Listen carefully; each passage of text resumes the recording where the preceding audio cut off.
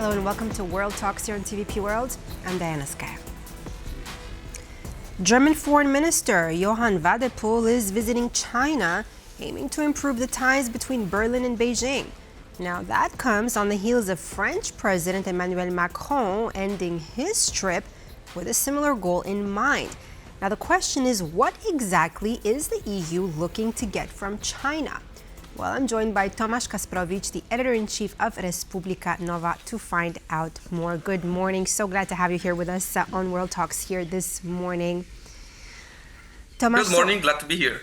Let me get straight into it. I mean, we're seeing a wave of European leaders now flying to Beijing. I mean, first Emmanuel Macron, now here we have German leader and others. Now, what is driving this sudden diplomatic rush towards China? And in this particular case, I mean, let's go straight into it, and please do tell me, what is Wadephul hoping to achieve? Maybe something that Macron didn't? Well, first of all, what is driving those politicians to go to China? And the answer is Donald Trump. We can see that he is keen on severing the ties with Europe to a large degree. The latest security strategy that was published, that is a bizarre document by itself, but it clearly states that US does not want to be involved in European matters and is treating the Europe far more confrontally. And let's not forget the Russia's comment to this document, that it's aligned with Russia's views on the international relations. So this is clearly something that Europe doesn't want to see and hear. And while losing the transatlantic partner, Europe needs to look somewhere else for some partnerships. Whether it's an honest move or just a signal sent to Washington to have it reconsider certain points of its policy, we don't know that, and probably even those politicians do not know that, because that largely depends on what Americans are going to do. But that's the driving force here. Europe is between the hard place of US and the hammer of China, and it's trying to find its way. Both partners know that Europe is in a difficult position. Tomasz, you did mention partnerships here, so let me ask you this. I mean, on the sidelines, of course, of Macron also being there, and now Wadephul going there, I mean, Vladimir Putin was also in India. What about the timing here? What do these two meetings, I mean, can we say, have in common? I wouldn't say they have that much in common. Russia needs all of the support it can get. And I don't think those two were in any way coordinated to take place at the same time to show some kind of animosity.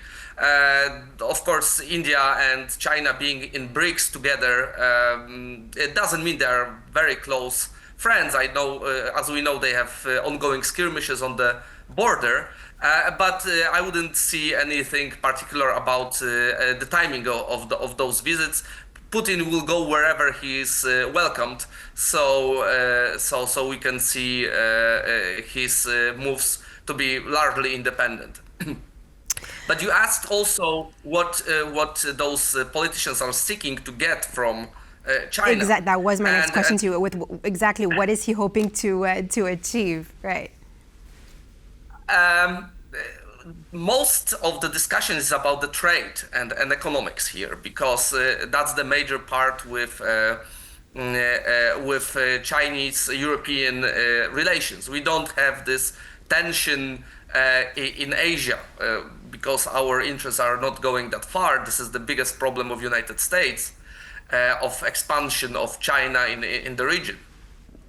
But we are concerned about the trade imbalances, the differential in cost of purchasing various goods, and how this is to a large degree destroying European industry, because Chinese achieved a scale that is giving them all of the opportunities to enter all of the markets. And this is clearly stated in their strategy known as Made in China.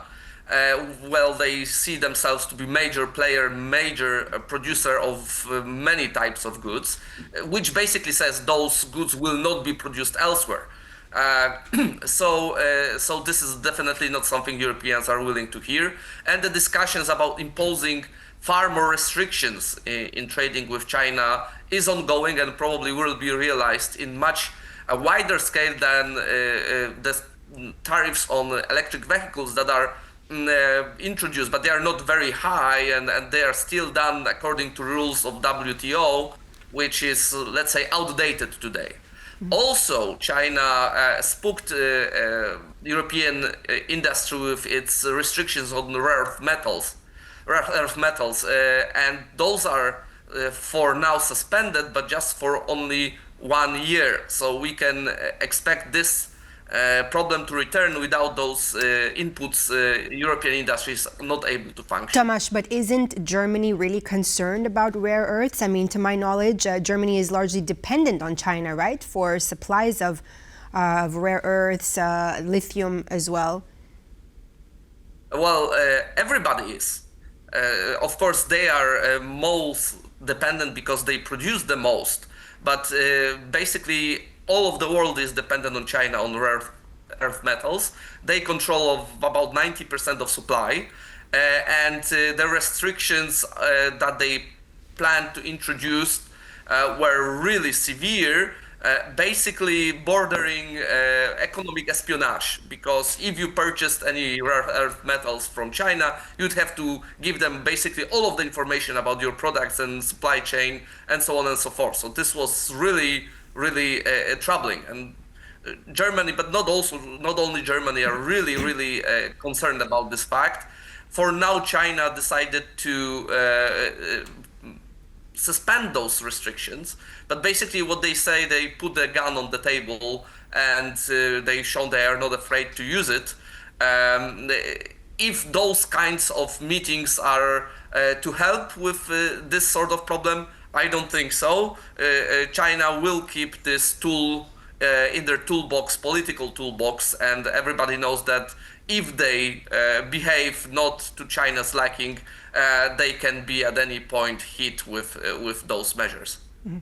Tomasz, is Europe becoming too dependent on China? Well, this question should be asked in the past tense. Europe is too dependent on China for some time now. So it's not becoming, it's already there. Not only Europe, US as well. We've seen that when Trump imposed sweeping tariffs on China, and in the end he was the one that had to blink and withdraw from the tariffs.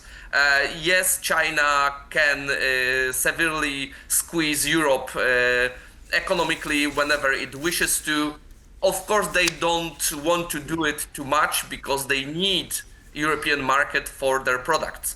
Our big and wealthy market is basically the only weapon we have, and restricting access to this market is the only countermeasure we can provide, because Chinese economy cannot function with a European and US market. So they don't want to kill the Europe, and for that reason we don't see sweeping countermeasures. But they will be able to withstand a pain of tariffs if there is a trade war.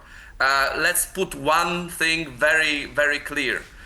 Chinese society is resistant to pain, and even if it isn't, the Chinese Communist Party is resistant to pain.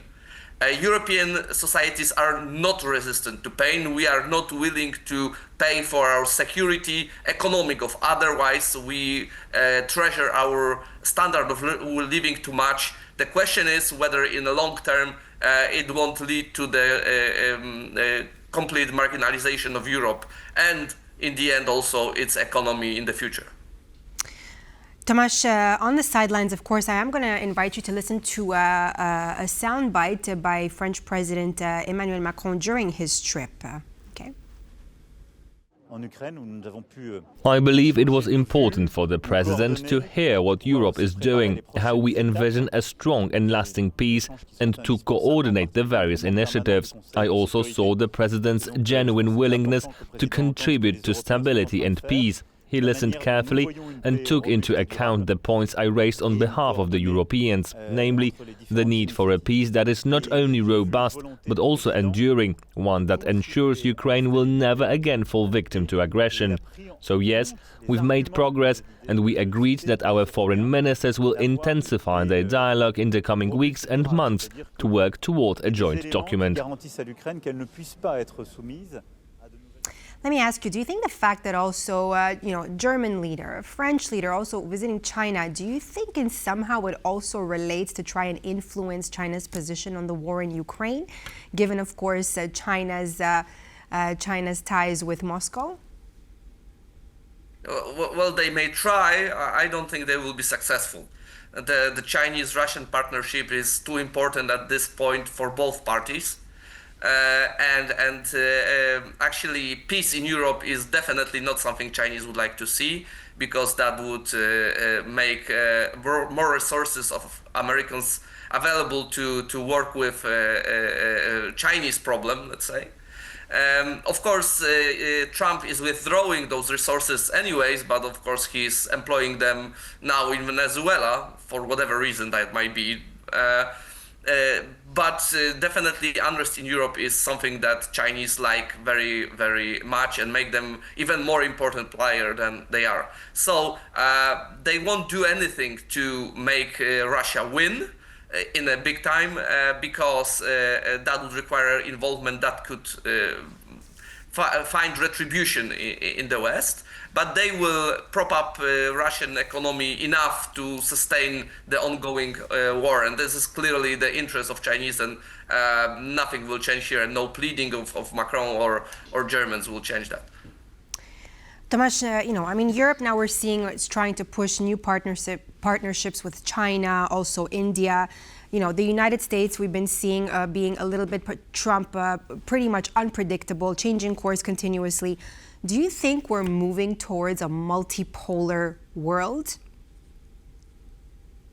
We are moving toward a new type of world. We don't know whether it's going to be multipolar or something else. All of the major powers here have huge internal problems. US problem is mainly political instability. Chinese has huge economic problems looming on the horizon, which may make them act unpredictably if those problems materialize, even with actual warfare and, for example, attacking Taiwan. This is exactly what happened with Russia when they were in such a bad internal situation. They attacked Ukraine. That was the main reason why they did it. So we don't know who will come up victorious when the whole thing is said and done and the fat lady sings. Might be a new one world leader, whichever that might be. Of course, not Russia, because that's out of the question. But there might be a bipolar world again. We don't see those many polarities right now. The one more player that could be there important is Europe, but that would require a political strength, political will, ability to make sacrifices, to make agreements, to make enlargement happen, to make coordination happen at a deeper level. Probably Europeans are not ready for this now, because there are a lot of also political problems and far right coming to power here and there, which is basically jeopardizing all of that. So this is also unlikely scenario. So whether it's going to be multipolar or bipolar world, we don't know, but we always know that the new landscape showing up is always pretty hectic and chaotic time. Global stability is definitely on the line. Thank you so much, Tomasz Kasprowicz, Editor-in-Chief of Res Publica Nowa, for being with us here on World Talks. Thank you very much. And that's all for this edition of World Talks here on TVP World. I'm Diana Skye. Thanks for watching.